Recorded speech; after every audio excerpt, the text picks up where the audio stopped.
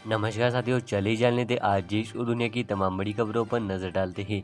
उससे पहले अभी वीडियोस को लाइक कर दें, साथ ही चैनल को सब्सक्राइब करना ना भूलें।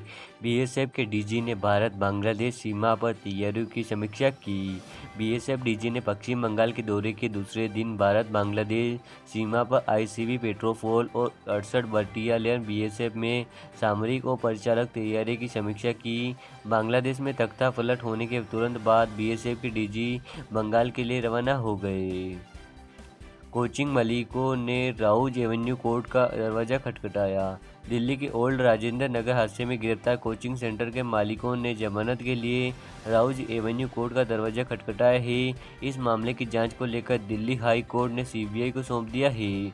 कोचिंग हादसे में 3 छात्रों की मौत हुई थी। इसके बाद कोचिंग के मालिकों को गिरफ्तार किया गया था।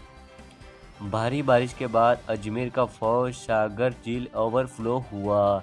राजस्थान में अजमेर का फौज सागर झील भारी बारिश के कारण ओवरफ्लो होने लगी है। ऐतिहासिक तौर पर वहां पर्यटकों के आने पर रोक लगा दी गई है। राज्य में पिछले कई दिनों से भारी बारिश हो रही है। इसके बाद ओवरफ्लो होने लगी है झील।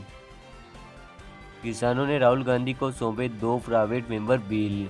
सूत्रों के मुताबिक नेता प्रतिपक्ष राहुल गांधी से मुलाकात में किसान नेताओं ने 2 प्राइवेट मेंबर बिल सौंपे हैं। इसमें एक एमएसपी लीगल गारंटी है, जबकि दूसरा किसान कर्ज माफी का है। किसानों ने राहुल गांधी से प्राइवेट मेंबर बिल लाने की गुजारिश की है। बैठक में राहुल गांधी ने पार्टी के नेताओं, सहयोगियों और विशेषज्ञों से साथ चर्चा करेंगे। बांग्लादेश में हिंदुओं के साथ अत्याचार नहीं होना चाहिए, योग गुरु बाबा रामदेव का कहना। योग गुरु बाबा रामदेव ने कहा है कि बांग्लादेश में हिंदुओं पर अत्याचार नहीं होना चाहिए, फिर चाहे वो व्यापारी हो, हिंदू हो या फिर हिंदू मंदिर हो। इसके लिए पूरे देश को एकजुट होना होगा। मुझे यह देखकर खुशी हो रही है कि पहली बार पूरा विपक्ष सरकार के साथ है और वास्तव में यही भारत की नीति होनी चाहिए। निशिकांत दुबे संसद में झूठ बोलते हैं, केसी वेणुगोपाल का बड़ा हमला। दूसरी ओर कांग्रेस महासचिव संगठन और सांसद केसी वेणुगोपाल ने संसद में स्पीकर से कहा है कि आप हर बार बीजेपी नेता निशिकांत दुबे को हर बार बोलने की इजाज़त मिली है, लेकिन उन्होंने जब भी बोला है तो झूठ ही बोला है।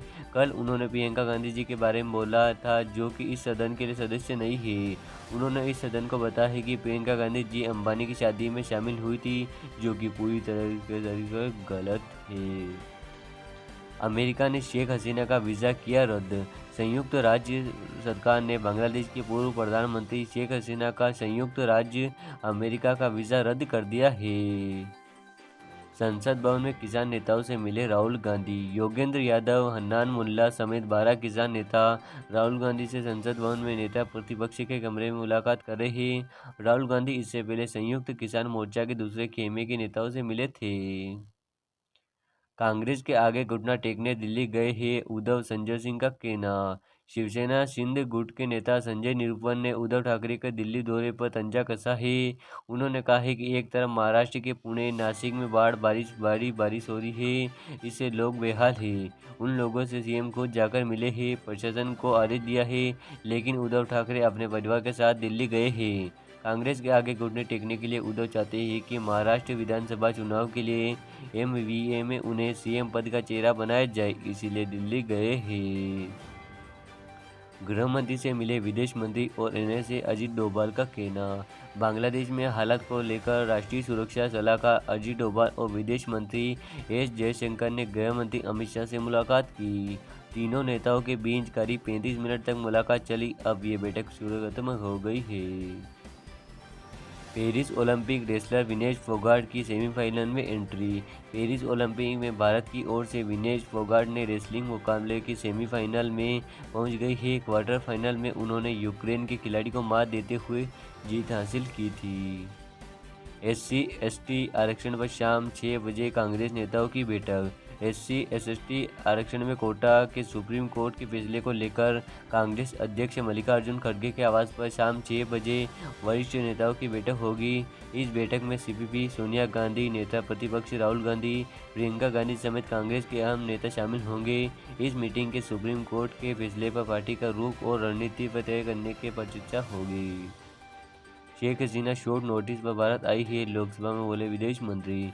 विदेश मंत्री एस जयशंकर ने बांग्लादेश को लेकर लोकसभा में बताया है कि शेख हसीना शॉर्ट नोटिस पर भारत आई है, पिछले 24 घंटे में ढाका के संपर्क में है। अधिकांश 7 जून में ही भारत लौट आए। बांग्लादेश के हालात पर हमारी नज़र है, हम बांग्लादेश में भारतीयों के संपर्क में है।